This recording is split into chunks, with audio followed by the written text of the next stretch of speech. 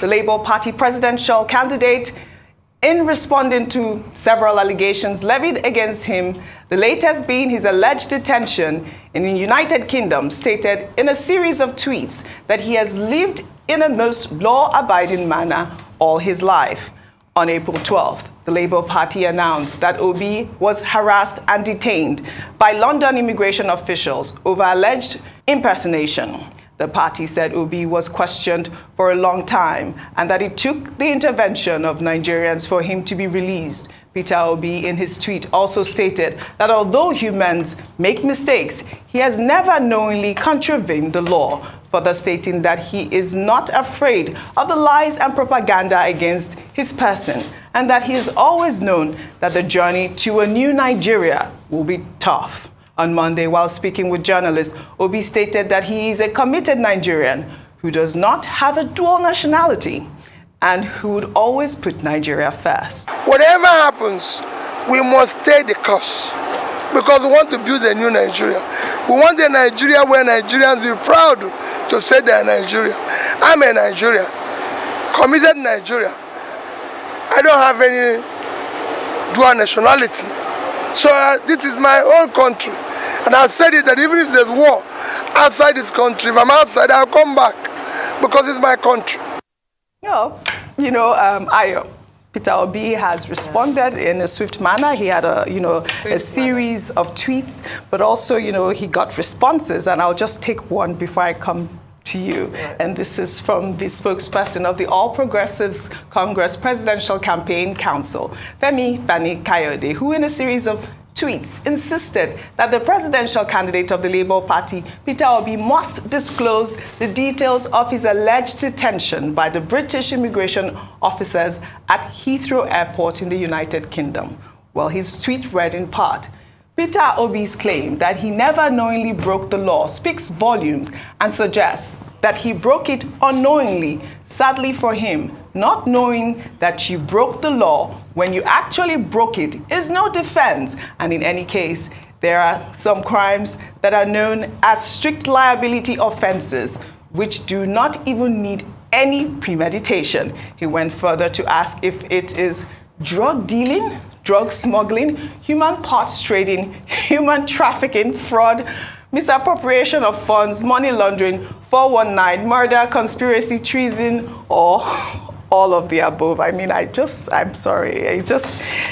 Femi Fani-Kayode just finds a way to crack me up because, the issue is, he did get a lot of responses, obviously, from the obedience because that there are so many allegations about the presidential candidate of the All Progressive, who is Nigeria's president-elect, where he is, and, he's responding to another party's candidate, but he has not responded to all the allegations that have been levied against Bola Ahmed Tinubu. Very quickly, the first thing I'll say is that, I'm glad that FFK has finally found his legal certificate good use in terms of trying to investigate and search out and perhaps propose a crime that Mr. Peter Obi would have committed to be detained in the United Kingdom. Having lived in the UK himself and being a lawyer, I would assume that FFK would know the kind of crimes that would have you detained and be released.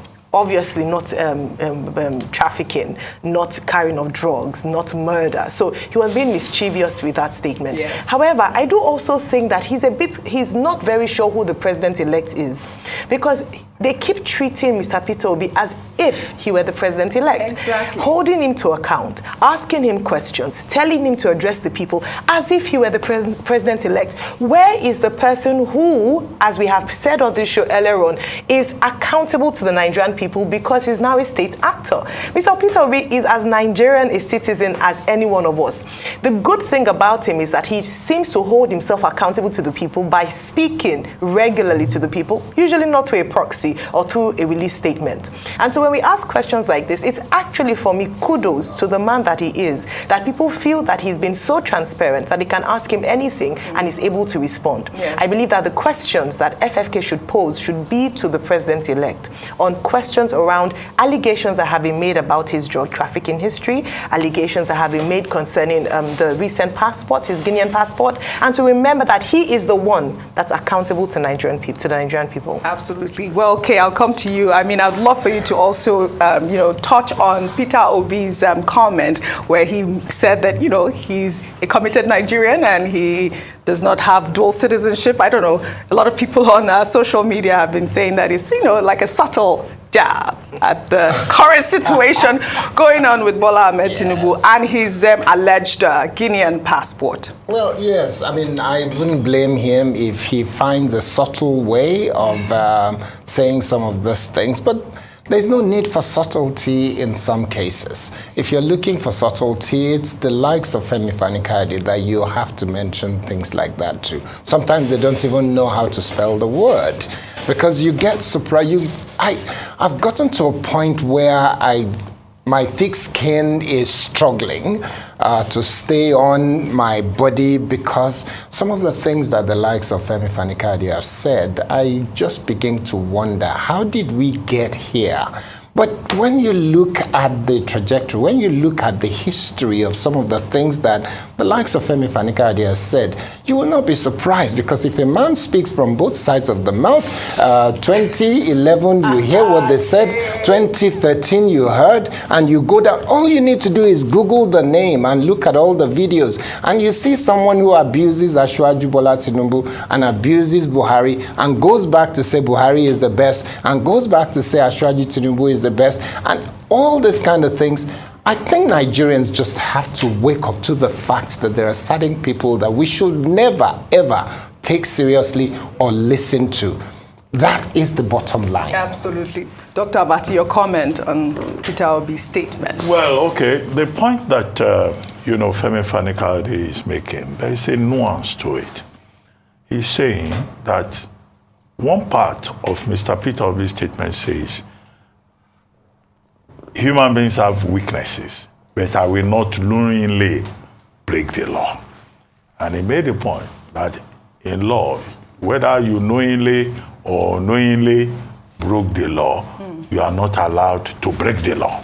Right. So what exactly is it that happened? His main submission is that, okay, tell us what happened about the detention on Friday, April 12th. In London at the Heathrow Airport. So that question, I don't think is too much for him to ask.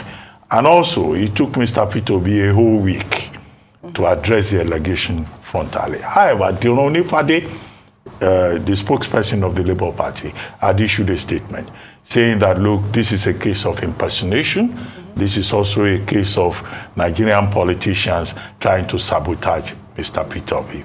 I think the more important part of it is that Mr. Peter Obi, in the process, appealed to his supporters. Yes. That, look, there will be all kinds of things. There will be propaganda. Yes. There will be issues. I like that and he he said, propaganda, Dr. Abati, because I want you to pull up that picture, the director, if you have it, which is the picture of Abike Dabiri and Peter Obi superimposed that fake picture, that fake news that circulated on social media, Dr. Abati, about propaganda. Pick up on that. Yeah, so he made the point that, look, people are fighting back and it's political, and that he's appealing to his supporters, just to remain calm and realize that the best way to challenge anything is through the court. Absolutely. And I think that statesmanly statement, is very important. Absolutely. Thank you very much, Ujineka. Well, as always, thank you all for your great analysis on what's trending today. Well, that's all I have for you on what's trending today. I'll see you all tomorrow.